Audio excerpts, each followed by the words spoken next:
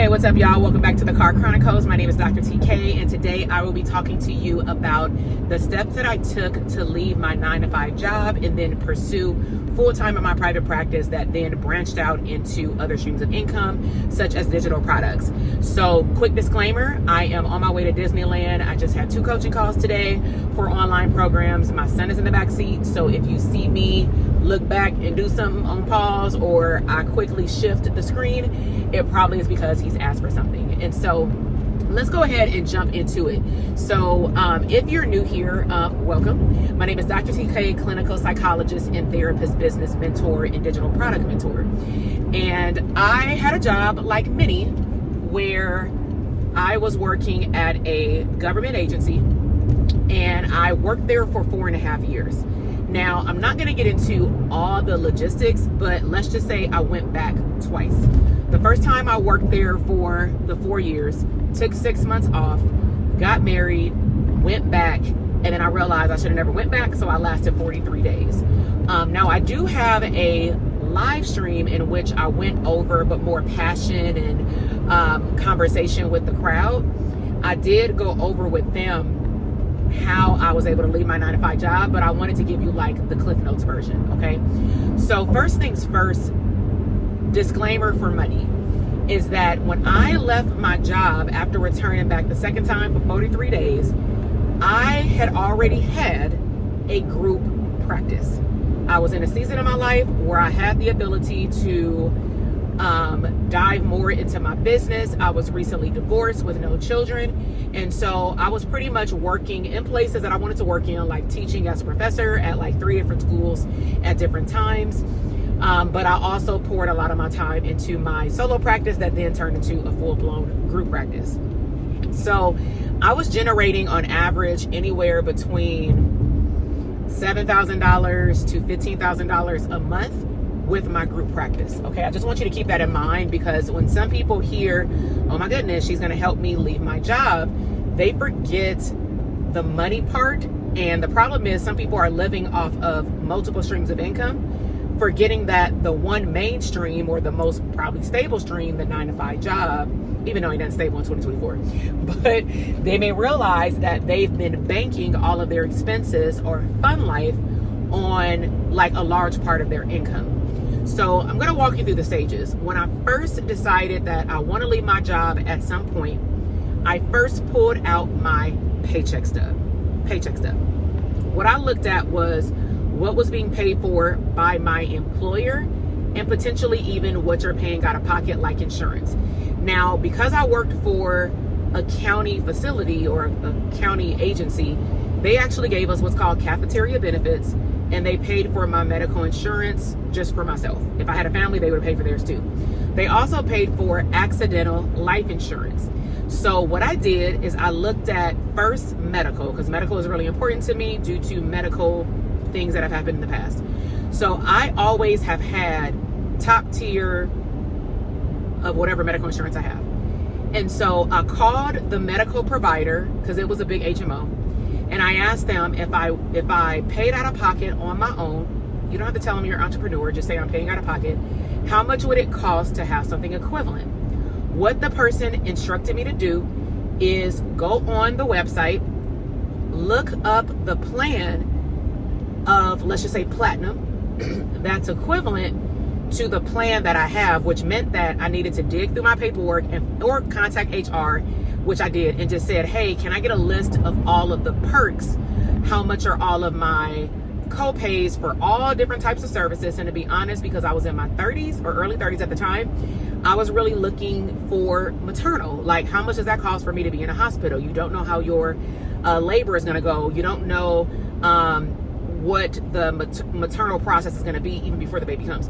So I wanted to know how much all that would cost. Even though that wasn't in my current season, I knew that would be in my future season. So I was able to compare, and I realized that out of pocket is going to be a couple of $100s. No, I was not used to paying that, ever. But then what did I do? I took that to my tax person, and they told me that because I am technically, because I had a corporation, I'm an employee of my company, that is a write-off. And if I ever get full-time employees, the only caveat would be that if I say that my health insurance would be covered, or fully covered or a percentage covered and I pay the rest out of pocket, the same has to go for all the employees that I hire in the future. Okay, so just keep that in mind, but I'm not an HR consultant, so talk to an HR person. So after I looked at the medical insurance, then the next line item was the life insurance. So I called that company and I said, because they're not employed by my agency, so I don't have to worry about somebody talking. So I said, I may go out on my own in the next year or so. What happens to my life insurance policy? And they actually had a policy, unlike some companies, that if you leave without it. They said, you get this policy, but you will have to pay out of pocket. And I said, what is that?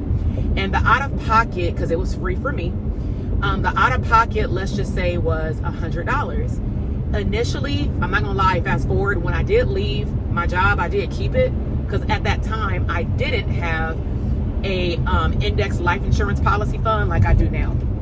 So I kept it until I got that other policy, okay, to protect myself.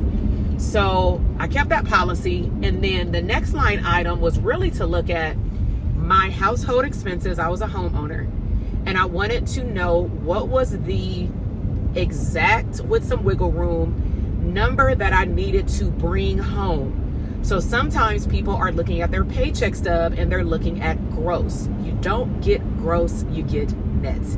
So let's just say, as a 6-figure psychologist working for the county, my base pay was, let's just say, $99,000. That's without overtime, because I was clearing like 130 working overtime. So if it's $99,000, the question is, let me add up on my paychecks to see, without any bonuses or anything like that, how much I'm actually bringing home.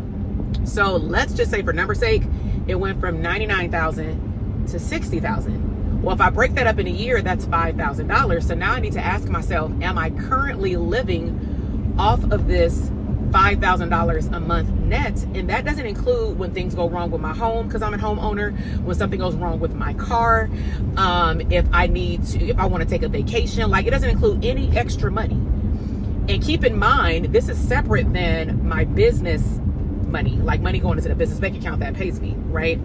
So because I was fortunate enough and smart enough, I'm gonna be real, to keep my job for long enough, I was able to stack up money for at least 6 months. Now, I'm not a financial advisor, but what I will know they will tell you is, do not leave your job until your debt is stable, because you don't want to get rid of a big stream of income and then you fall into the hole. I know firsthand. I'll do a whole nother video, chit chat on that, in terms of what it has been like in very difficult seasons of my life, even up to current date, with financial changes and things like that. So after I looked at how much it costs for me to live, then I looked at, okay, and talked to my tax person, based on how much money my business is bringing in, minus expenses and taxes, and paying my team members, my therapists, and my administrative staff, how much is left, and what percentage of that do I want to put toward my business, savings, investment, like coaching and stuff like that, and then how much do I want to pay myself based on what's left. And I'm not saying that you base how much you want to pay yourself on what's left at the end, but I was able to do that calculation because I was still at my job. Now, when I got closer to leaving my job, let's just say 6 months out, I started to look at the numbers differently, because I had to remove the $5,000 and I had to add the $100 for life insurance and the, let's just say, $400 for medical. So now I'm inheriting $500 of additional expenses plus my regular household expenses, okay? And that does include vacation and fun time and shopping and things like that. Let alone if I was in my current season and I got a husband and I got a kid, like, that's different.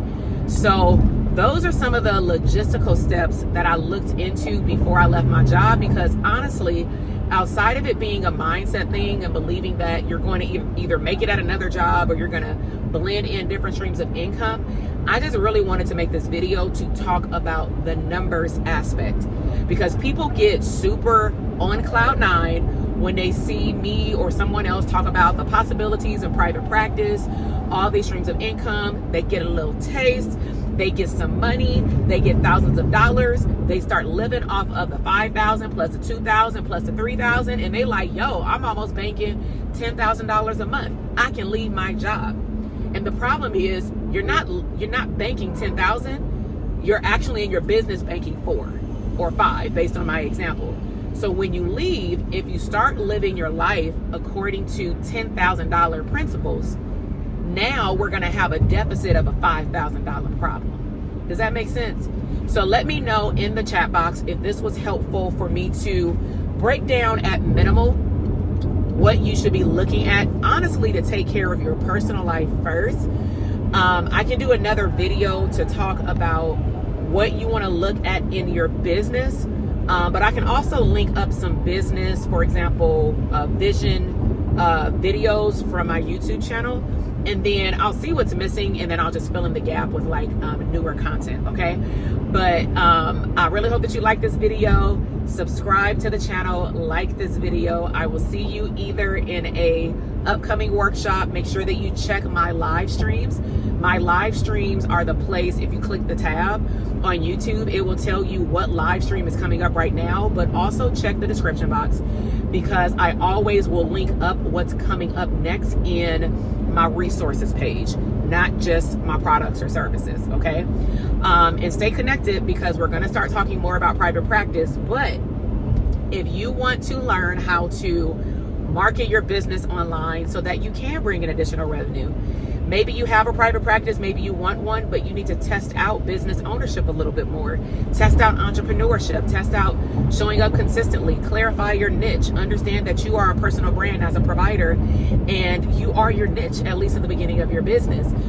Sometimes it's not about, for some people, getting the whole program. It's about testing out to make sure that this is something that you really want to do while you can also make money.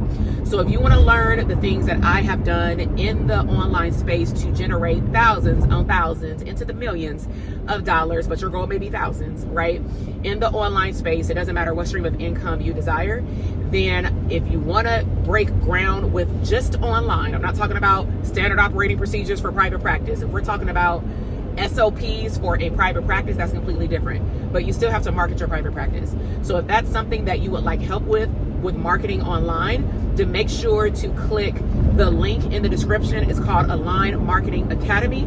Check us out. We have a phenomenal community. Check out all the perks that you're going to get as part of getting a 2-for-1 bundle deal with our program to take you on a journey.